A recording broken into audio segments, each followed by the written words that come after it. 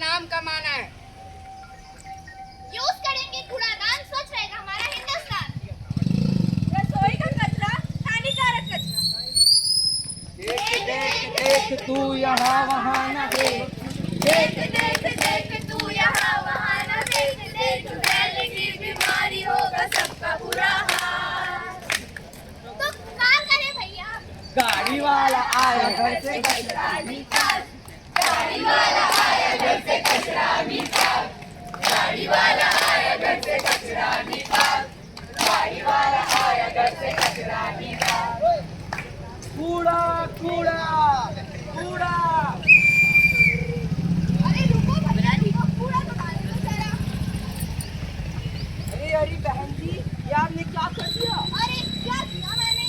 आपने गीला और सूखा कूड़ा दोनों एक में ही डाल दिया। अब मैं कूड़ा कूड़ेदान में डालूं तो दिक्कत है, बाहर डालूं तो दिक्कत है, अभी मैं कूड़ा डालूं। आपको थोड़ा कूड़ेदान में ही डालना है और अलग अलग करके डालना है।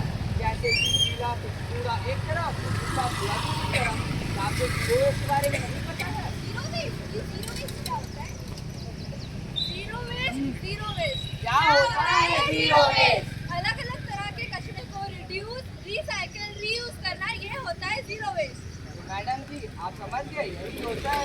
आप समझ गए क्या होता है पूरा ये रिड्यूस जी जीरो भैया वेस्ट? जी, मैं समझ गई कि क्या होता है।